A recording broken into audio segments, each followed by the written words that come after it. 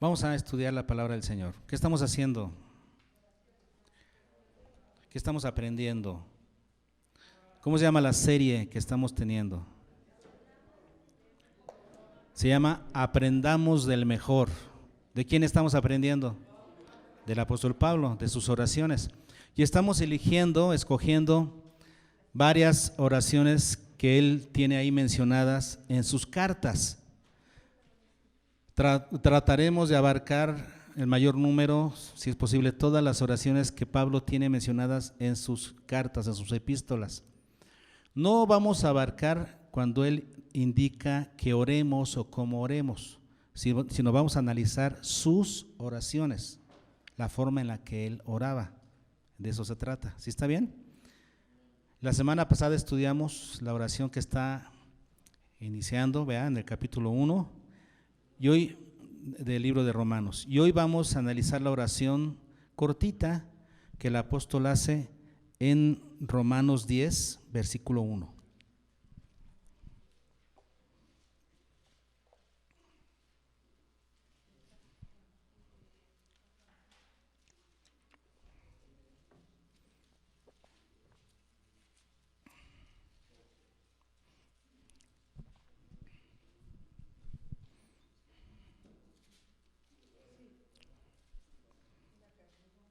¿Ya lo tenemos? Romanos 10, 1.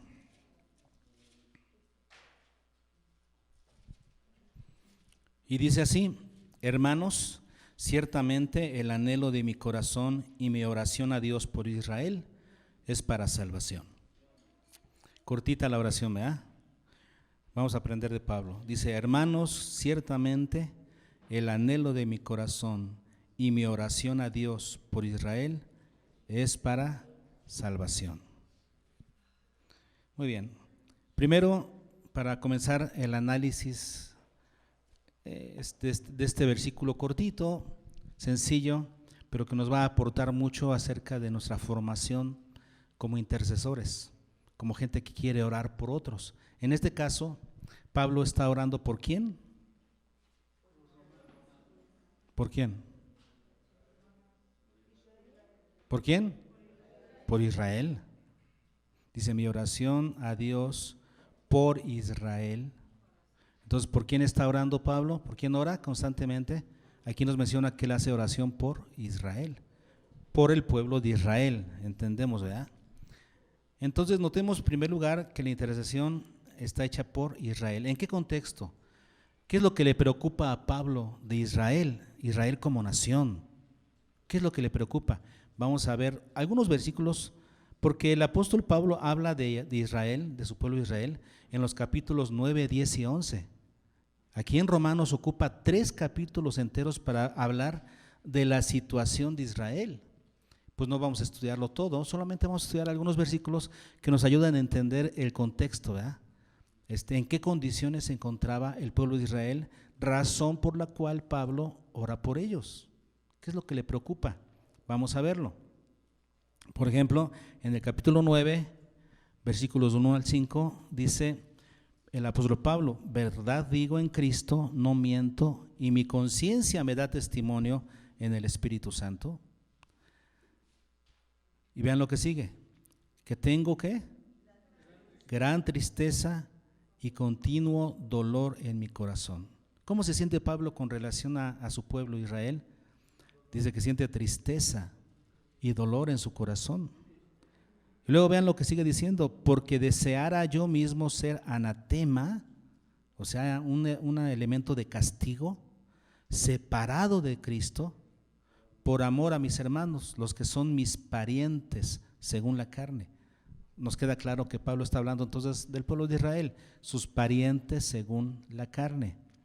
Y dice que él desearía ser anatema, o sea, sujeto al juicio, si pudiera ser castigado en lugar de ellos. En otras palabras, es como decirle: Señor, castígame a mí, no a ellos, ¿verdad?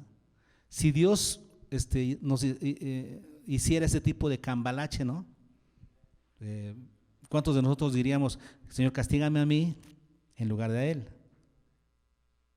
Porque si fuera posible esto, sabemos que no es posible. Dios no hace ese tipo de transacciones, ¿no? Además de que ¿por qué no sería posible?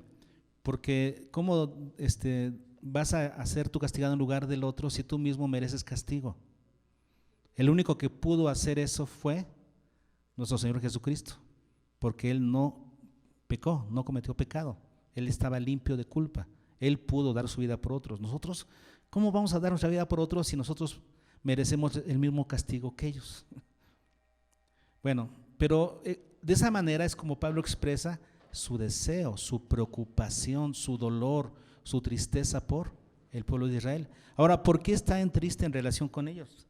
Dice, versículo 4, que son israelitas, de los cuales son la adopción, la gloria, el pacto, la promulgación de la ley, el culto y las promesas, de quienes son los patriarcas y de los cuales según la carne vino Cristo, el cual es Dios sobre todas las cosas, bendito por los siglos, amén. O sea, ¿cuál preocupación si es el pueblo de Dios? Es el pueblo de Dios elegido por Dios, gloria, pacto, promulgación de la ley, culto, promesas. De él vinieron los patriarcas y de él vino Cristo. Del pueblo de Israel tenemos también la Biblia. Glorioso, ¿no? ¿Qué le preocupaba a Pablo? Pues vean lo que dice un poquito más adelante. Aquí en el capítulo 9, versículos 30 y 31, 30 en adelante dice, ¿qué pues diremos? Que los gentiles que no iban tras la justicia han alcanzado a la justicia, es decir, la justicia que es por fe. Mas Israel, que iba tras una ley de justicia, no la alcanzó. ¿Qué es lo que preocupa a Pablo? Que siendo un pueblo privilegiado, el pueblo elegido por Dios para traer todo esto, la gloria, para traer a Cristo, para traer la palabra, para traer el conocimiento de Dios, este pueblo elegido, ¿qué sucede? No creyó en Cristo. Cuando vino el Mesías, no creyeron en él. Y aquí Pablo está refiriéndose en términos generales al pueblo de Israel. Algunos sí creyeron, pero la gran mayoría no. En términos generales, Israel no creyó en Jesús. Y dice Pablo, los que no lo buscaban, que son los gentiles, sí lo hallaron. Y este pueblo que estaba predestinado para eso, no lo halló. Esa es la razón de la gran tristeza que tiene Pablo. Entonces Pablo va a orar por los israelitas. Dice aquí Pablo, ¿qué dice? Mis parientes, versículo 3, mis parientes según la carne, mis parientes según la carne, por ellos está preocupado. Si lo hacemos parte de una aplicación para nosotros, ¿no? Nosotros podríamos sentir eso mismo. ¿Por quién? ¿Cuántos de ustedes tienen parientes que no conocen a Cristo? Todos los tenemos y somos conscientes de eso. Entonces, parientes que pueden ser hermanos, padres, hijos, tíos, primos, etcétera, que no están en Cristo. Pueden ser personas, fíjense, totalmente alejadas de Dios, pero si lo aplicamos un poquito como en el caso de Pablo, que él se refiere a un pueblo que sí conocía de Dios, pero que al final rechazó al Mesías. ¿Cuántos de nosotros tenemos familiares que parece que conocen de Dios, pero que realmente no le han entregado su vida a Cristo? Sería un caso similar, ¿no?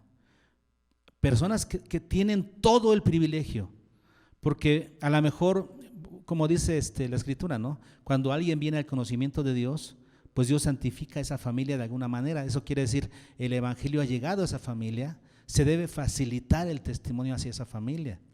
Sin embargo, ¿en cuántas familias llegó el evangelio y sin embargo no han creído en el evangelio? Y a eso se refiere.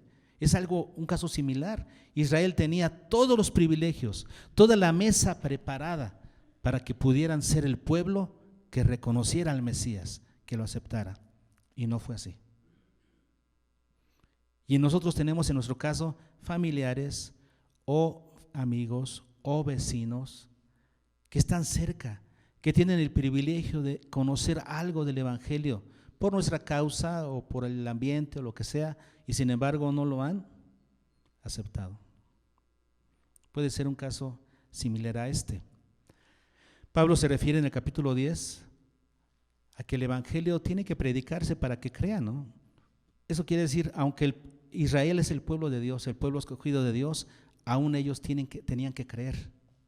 Dice en el capítulo 10, versículos 12 al 17, dice, porque no hay diferencia entre judío y griego, pues el mismo que es Señor de todos es rico para con todos los que le invocan, porque todo aquel que invocare el nombre del Señor será salvo. ¿Cómo pues invocarán en aquel en el cual no han creído? ¿Y cómo creerán en aquel en quien no han oído? ¿Y cómo oirán sin haber quien les predique? ¿Y cómo predicarán si no fueren enviados? Como está escrito, cuán hermosos son los pies de los que anuncian la paz, de los que anuncian las buenas nuevas. Mas no todos obedecieron al evangelio, pues Isaías dice, Señor, ¿quién ha creído a nuestro anuncio? Así que la fe es por el oír, y el oír por la palabra de Dios. Queda claro entonces que los israelitas no iban a ser salvos simplemente por ser el pueblo de Dios, el pueblo elegido de Dios, a través de los cuales, como dice Pablo, vinieron la gloria, la adopción, el pacto, la promulgación de la ley, el culto, las promesas, los patriarcas y aún Cristo.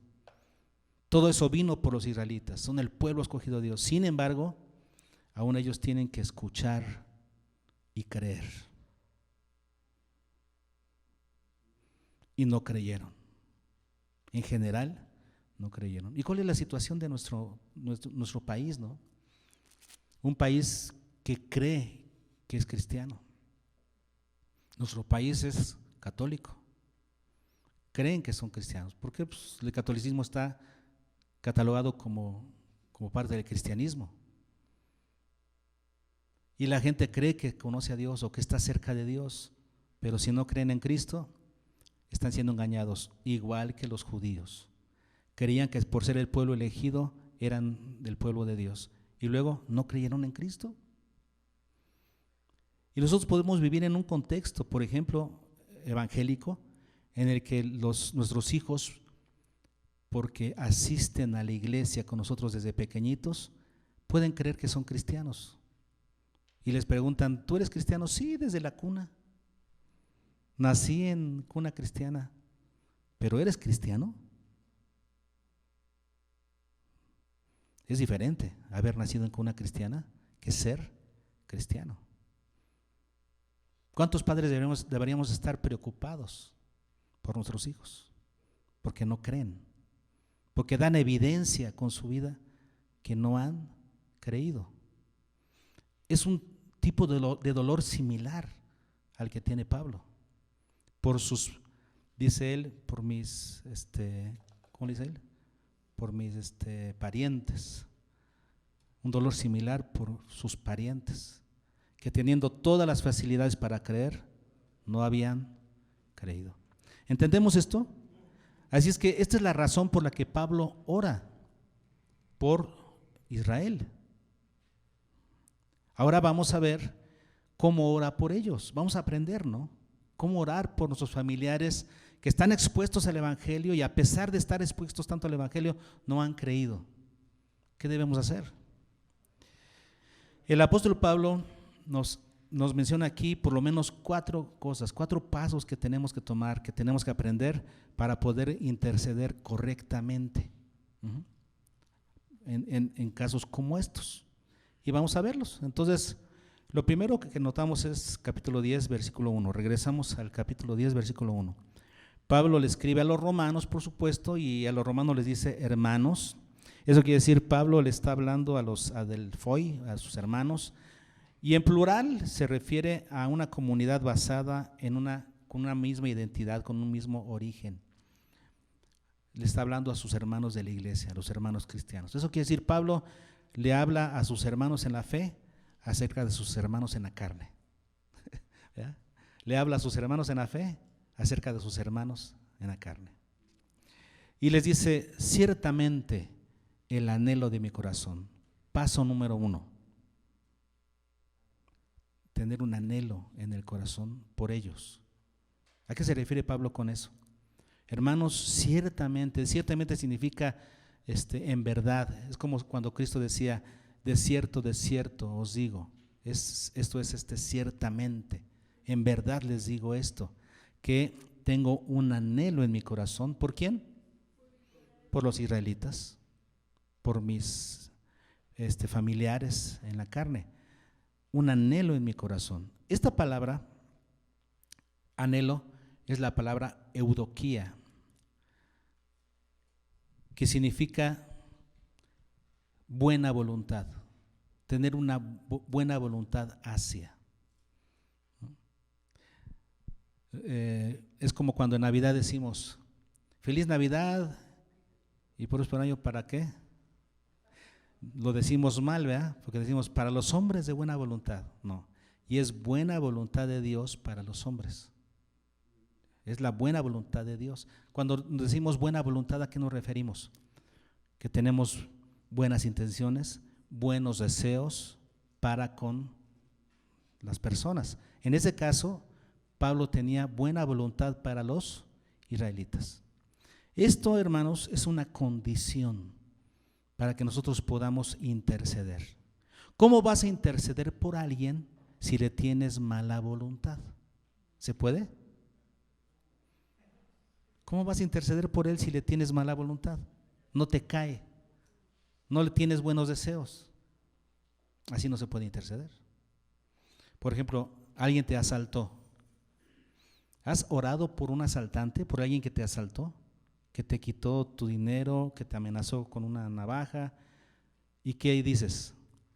Por ese no oro, ese no se merece nada. Claro, no puedes interceder por él si le tienes mala voluntad. Es un requisito. Para ser intercesores, hermanos, necesitamos tener primero, ¿qué? Buena voluntad. Y dice aquí Pablo que tengo ciertamente el anhelo de mi corazón. Él tiene un anhelo, ¿en dónde? En su corazón. ¿Y a qué se refiere Pablo cuando dice corazón? ¿Qué es el corazón? El centro de la personalidad del ser humano. Es ahí donde está el intelecto, las emociones, la voluntad, lo que nosotros somos. La palabra corazón no significa este órgano que está latiendo, sino que representa el centro del ser. Ahí es donde radica nuestro intelecto, emociones e inclusive voluntad. Entonces, dice Pablo, tengo un anhelo en mi corazón por Israel, en mi corazón, en el centro de mi ser, que gobierna mi manera de pensar, que gobierna mi voluntad, o sea, mis acciones, que gobierna mis emociones. Son buenos deseos para con Israel. Ahora fíjense bien, Pablo había sido maltratado muchas veces. ¿Por quién? Durante su vida. ¿Por quién? Por los judíos, por su pueblo. ¿Quién lo perseguía? En cada lugar donde iba a predicar, ¿quién lo perseguía? Desde el primer momento fueron sus hermanos, sus parientes, los que lo perseguían, los que lo llevaban a la cárcel, los que propiciaban que fuera azotado con vara. ¿Quiénes fueron? Sus parientes israelitas. ¿Y qué hace? Les tiene buena voluntad. ¿Qué aprendemos? Un requisito para poder orar por otros es que les tengamos buena voluntad de corazón, no inventada, no de labios para afuera, buenos deseos de corazón para esa gente por la que voy a orar. ¿Se puede? Se debe poder, porque si Cristo le dijo en la cruz, Señor, perdónalos, porque no saben lo que hacen. Si Esteban dijo cuando lo estaban apedreando, Señor, no les tomes en cuenta este pecado. ¿Se puede? Se debe poder. Se debe poder.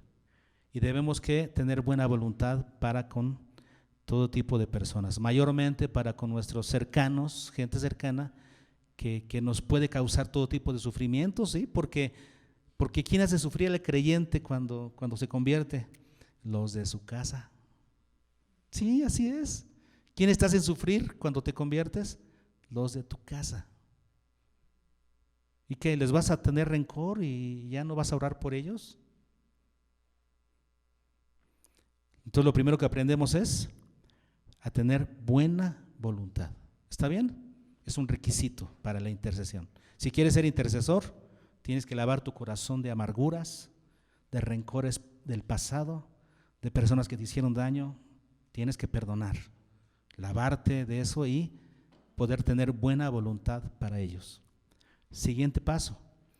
¿Qué hizo Pablo? Hermanos, ciertamente el anhelo de mi corazón, y ahora sí, ya con un corazón limpio, ¿qué dice? Y mi oración. Ahora sí, mi oración. Acto seguido puedes orar. Pero ¿qué tipo de oración? ¿A qué se está refiriendo aquí?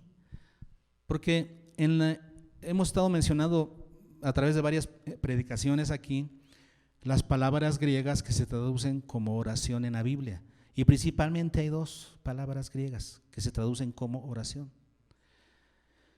La primera es la palabra proseuche, que significa decir un deseo. Ya lo habíamos platicado, ¿se acuerdan? Les había dicho. Cuando tú expresas un deseo, esa es la oración, la expresión de un deseo. Y la otra palabra que se traduce mucho en la Biblia también como oración es la palabra deesis, con doble E, aunque una es eta y otra es epsilon, ¿verdad? Deesis.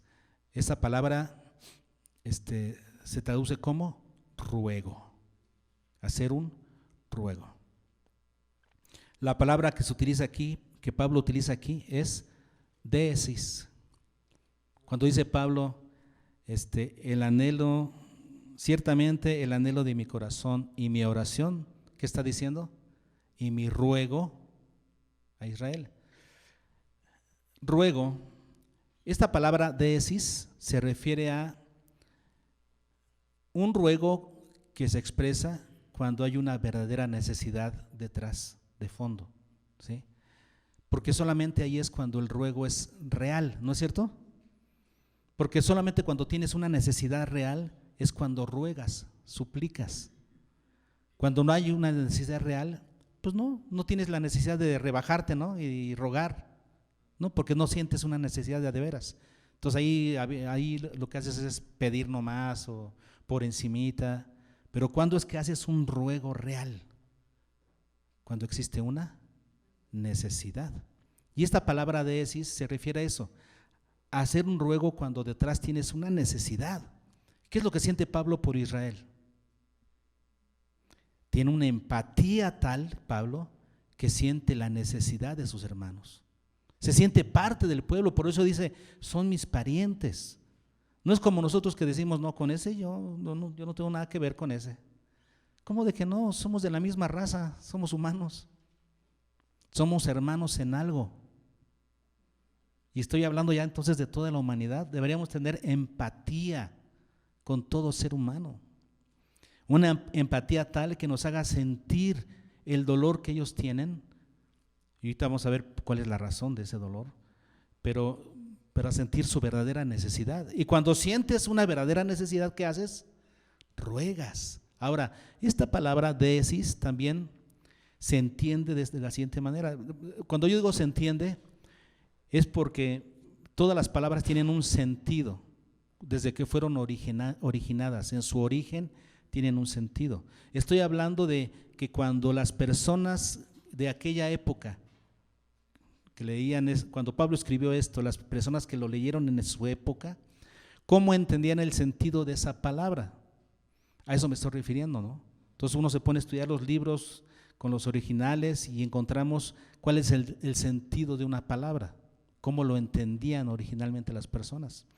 Y la palabra deesis se refiere a un ruego que un menor hace hacia un mayor. A eso se refiere. Eso quiere decir, yo le ruego ¿a quién? Pues a alguien que puede más que yo. A alguien que puede menos que yo, no le hago un ruego. Eso sería una ¿qué? Una queja. ¿No? Nada más me estoy quejando porque no me puede ayudar. Entonces, ¿para qué me quejo con la persona? No, tiene uno que buscar hacia arriba, hacer un ruego hacia arriba. El nivel de mando, ¿para dónde va? ¿No? Yo me quejo hacia arriba, ruego hacia arriba porque ahí es donde puedo recibir la ayuda. Hacia abajo no. Y ese es el sentido de esta palabra. Cuando haces un ruego, lo haces siempre hacia alguien superior. Sabes que te puede ayudar.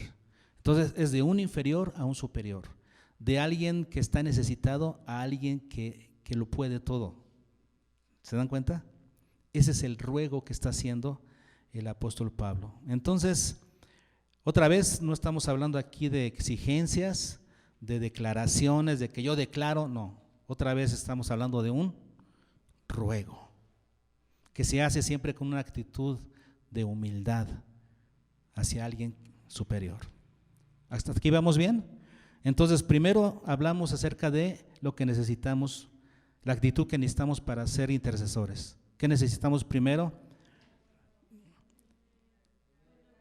Tener buena voluntad para las personas. Segunda cosa, hacer un ruego basado en una necesidad real. Estoy sintiendo la verdadera necesidad. Y ahorita vamos a platicar de cuál es la verdadera necesidad que ve Pablo en sus hermanos, ¿ok? ¿Cuál es su verdadera necesidad? Eso lo vamos a ver ahorita en el punto 4. Pero hace un ruego.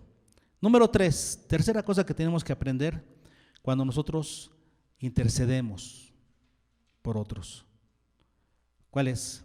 Dice, hermanos, ciertamente el anhelo de mi corazón y mi oración, ¿qué?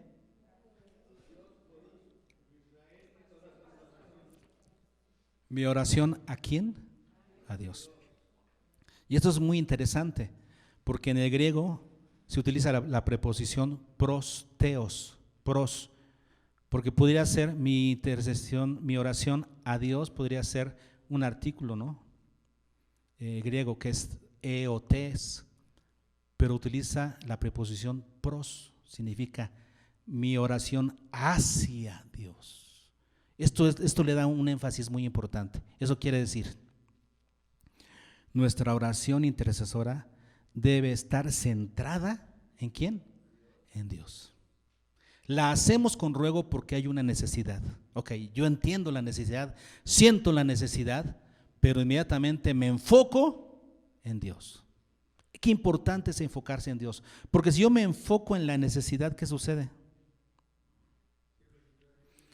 Voy a terminar sintiéndome triste, impotente, enojado, frustrado, porque me enfoqué en la necesidad. ¿Cuántos de nosotros oramos muchas veces enfocándonos en la necesidad? Y terminamos llorando, y terminamos abatidos, y terminamos frustrados, porque ¿cuándo me va a contestar el Señor? Y terminamos enojados, frustrados y abatidos, porque nuestro enfoque estuvo ¿en dónde? En la necesidad. ¿Qué nos dice Filipenses 4? Solamente como un recordatorio. ¿Cuál debe ser el resultado correcto cuando nosotros oramos? Se supone, Filipenses 4, 6 y 7 dice, por nada estéis afanosos, sino sean conocidas vuestras, o sea, nuestras peticiones delante de Dios en toda ¿qué? Oración y ruego, con acción de gracias. ¿Y cuál es el resultado cuando tú pones a Dios en el centro? Dice, y la paz de Dios, que sobrepasa todo entendimiento, guardará vuestros corazones y vuestros pensamientos en Cristo Jesús. ¿Dónde debe estar centrada nuestro pensamiento? Cuando nosotros oramos, ¿dónde debe estar centrado nuestro pensamiento? Nuestros pensamientos en Cristo Jesús, en Dios. Pablo dice aquí que él ora hacia Dios, o sea, centrado en Dios. Y cuando hablamos de centrado en Dios, ¿a qué nos estamos refiriendo? Pues que Pablo no va a hacer una petición o un ruego fuera de los propósitos de Dios, ni fuera de los métodos de Dios, ni fuera de la gloria de Dios. En eso tenemos que estar muy atentos cuando intercedamos, buscar los propósitos, los métodos y la gloria de Dios, para que nuestra oración sea hacia Dios, o sea, centrada en Dios. Dios, ya lo hemos dicho muchas veces, ¿no? La semana pasada lo mencionamos también, Dios debe ser el principio y el entre y el final de todas nuestras oraciones. Vamos a desglosar esto un poquito, ¿no? Para que nosotros estemos seguros de que nuestra oración está centrada en Dios, tenemos que pensar siempre en sus propósitos. Cuando tú oras, ¿estás orando conforme a los propósitos de Dios?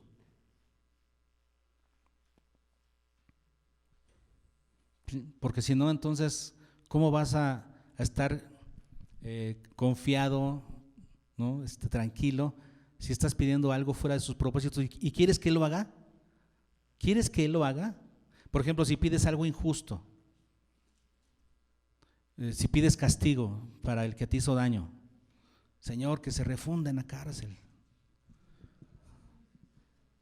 y que lo agarren y que… Entonces, ¿estás orando en sus propósitos? Porque muchas veces nosotros pedimos cosas fuera de sus propósitos. Entonces, pues, así como vamos a estar tranquilos si estamos pidiendo algo totalmente fuera de su voluntad, fuera de su voluntad. Recuerdo cuando cuando fuimos a Veracruz, después del accidente que hubo, ¿se acuerdan que hubo un accidente allá, que una camioneta atropelló varios niños y mamás y murieron varios, estaban saliendo de una confraternidad, pasó un borracho en una camioneta y mató a varios ahí. Y en cuanto nos hablaron, pues yo era el superintendente, al día siguiente salimos, fuimos, fue Elvira, fue Jorge creo, Lirio y Hugo, Eli y yo, o Hugo, ¿o quién? Hugo. Ahí. Y entonces, estando allá con los hermanos, platicándonos ellos su situación y todo, surgió la voz, ¿no? de uno de los hermanos cuyo hijo había muerto. Y él dijo: hermano, todo lo que queremos es justicia, hermanos. Todo lo que queremos es justicia. ¿Se dan cuenta? ¿Qué significa eso? ¿Qué es lo que él quería? Venganza. Cuando tú dices lo único que quiero es justicia, lo que quieres realmente es venganza. Que agarran a ese y que le vaya mal y que pague lo que hizo. ¿Eso es orar conforme a los propósitos de Dios? Ahorita vamos a aprender más adelante que no. Eso no es orar en sus propósitos. No oras con misericordia. Otra cosa es también orar conforme a los métodos de Dios. Si vas a centrar tu oración en Dios, tienes que pensar en cuáles son sus métodos. ¿Cuál es la forma de trabajar de Dios? Lo aprendemos en la Biblia, ¿no? Y nosotros poco a poco nos vamos formando en sus métodos para que aprendamos a pedir bien. Ya mencionamos la semana pasada que Dios no depende de nuestras oraciones para hacer lo correcto. Porque aunque pidamos mal, Dios siempre va a hacer lo correcto, ¿no? Él no va a manejarse por nuestros caprichos. Qué bueno que es así. Pero Dios quiere que aprendamos a orar. ¿Y cuál es la manera? La palabra. La palabra nos va a ayudar a saber cuáles son los métodos divinos, cómo es que se maneja Dios. Porque muchas veces nos damos unos chascos, ¿no? Y decimos, pero eso es injusto. No, pero Dios así trabaja. Por ejemplo, cuando dice la Escritura, ¿no? Que amemos a los que nos persiguen, que bendigamos a los que nos ultrajan, que los bendigamos. ¿Se dan cuenta del método de Dios? Nosotros pensamos que podemos maldecir a los que nos hacen daño. No hay ninguna indicación en la palabra, en el Nuevo Testamento sobre todo, que nos diga que debemos maldecir a nuestros enemigos. Jesucristo dijo: perdónalos y ora por ellos. ¿Se dan cuenta del método de Dios? Tenemos que orar conforme a sus métodos. Y otra más, si queremos asegurarnos que estamos orando con Dios, poniendo a Dios en el centro de nuestra oración, tenemos que hacerlo todo para la gloria de Dios. Tenemos que pensar si lo que estoy pidiendo glorifica a Dios o me glorifica a mí. ¿Quién quiere ser promocionado? Tú te vas a sentir mejor. Pero ¿y Dios? La gloria de Dios es lo principal. Por ejemplo, en la oración de Moisés, cuando Moisés intercede por el pueblo, ¿no? Después del becerro, ¿se acuerdan? Y Dios le dijo a Moisés: voy a destruir este pueblo y de ti voy a sacar una nueva nación. Así es que hazte un lado porque a todos los voy a destruir. ¿Y qué dijo Moisés? No, Señor, porque ¿qué van a decir los pueblos de ti, de tu nombre? ¿Qué le interesaba a Moisés? La gloria de Dios. Cualquiera de nosotros hubiera dicho: está bien, Señor, pues, destrúyelos. y comenzamos de nuevo, ¿no? Pero a Moisés como intercesor le preocupaba la gloria de Dios, que Dios fuera glorificado en toda circunstancia. Nuestras oraciones siempre deben ser hechas para la gloria de Dios. Si ustedes van a notar esto en todas las oraciones de Pablo. Pablo siempre es cristocéntrico y en sus oraciones le importa la gloria de Dios. Está por encima de toda petición personal. Entonces, si quieres saber si tu oración está centrada en Dios, debes pensar en sus propósitos, en sus métodos y en su gloria. ¿Ok? Y entonces Pablo fue lo que hizo. Él dijo, y oración a Dios, hacia Dios. Mi oración hacia Dios, o sea, centrada en Dios.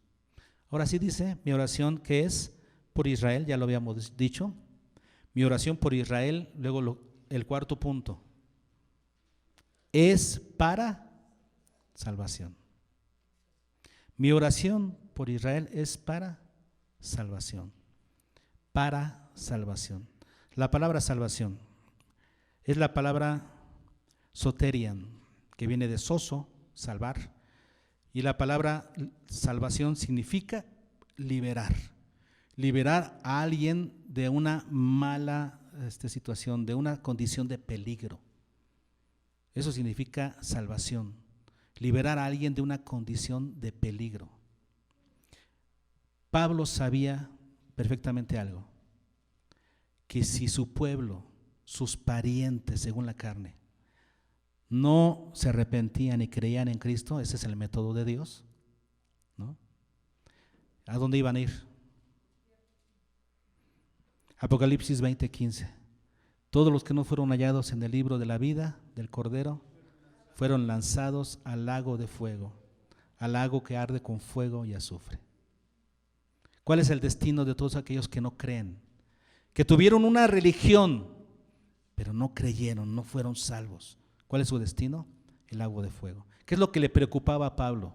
Él no lo vemos aquí pidiendo por su pueblo para que les fuera mejor, para que fueran sanos porque estaban enfermos, para que se quitara la plaga, para que tuvieran lluvia porque estaba el tiempo muy seco, para que fueran prosperados, para que tuvieran alimento, salud, para que fueran liberados del yugo de los romanos, ¿no?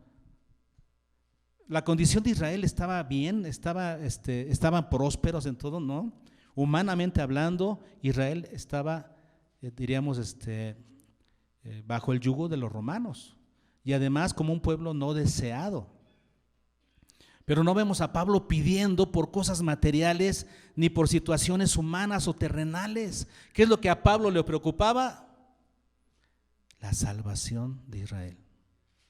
Si ellos no creían, se iban a ir al infierno. Es lo que le preocupaba, su condición real delante de Dios. ¿Y a ti? ¿Qué te preocupa de tus familiares que no conocen a Cristo? Que está enfermo. Vamos a orar para que sane. Casi siempre piden oración cuando está enfermo o cuando tiene un problema. Mi familiar tuvo un conflicto. ¿No te preocupa que se va al infierno? ¿Te preocupa que está enfermo? Ahí sí oras. ¿Y no te preocupa que se va al infierno? La preocupación de Pablo, ¿cuál es? ¿Se dan cuenta? ¿Aprendemos? Porque nosotros muchas veces oramos por sus familiares cuando tienen una necesidad terrenal y no nos preocupa su condición espiritual. Lo que más preocupa a Pablo es su situación espiritual.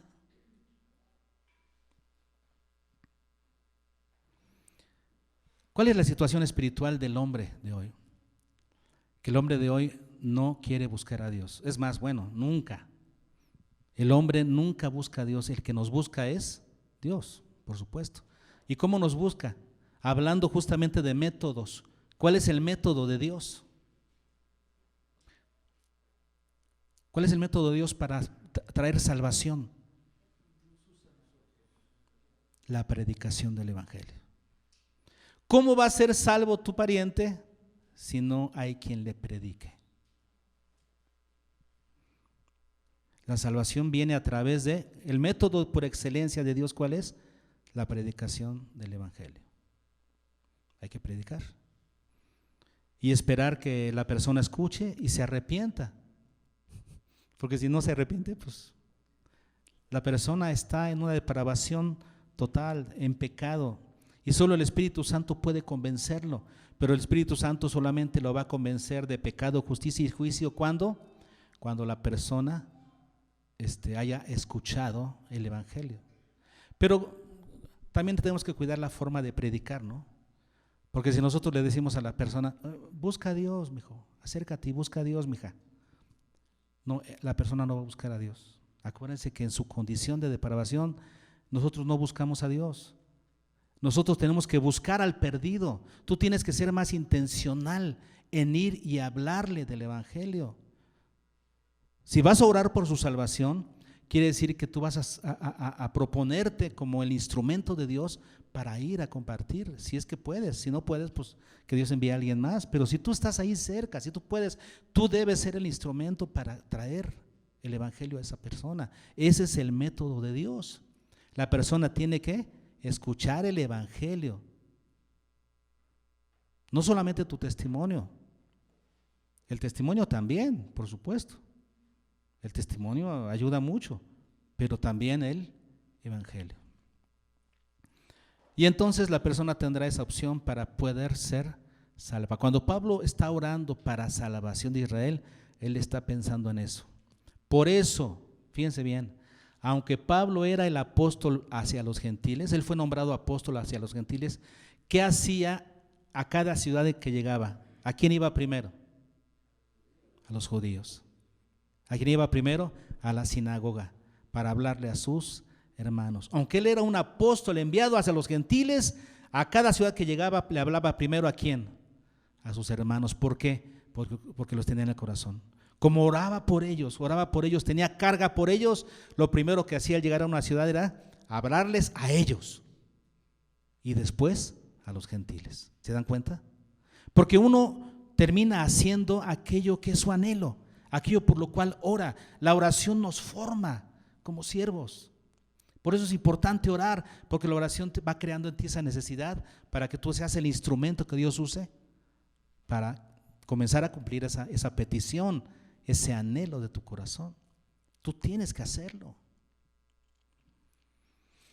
Así es que Pablo oraba para salvación, ¿se dan cuenta? No para provisión, no para sanidad, para salvación. Entonces, ¿qué hemos visto hoy?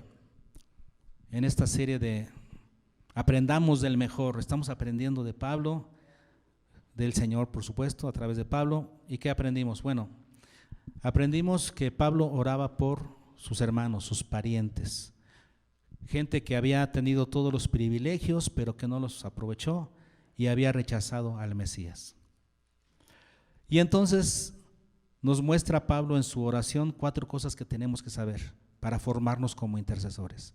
La primera es que Pablo tenía un anhelo, o sea, una buena voluntad para con ellos. ¿Qué debemos de tener? Si no tenemos buena voluntad para con la gente, no podemos interceder por ellos. Apréndanselo, no se puede. Segundo paso, orar. ¿Pero qué es la oración en este caso? Es un ruego.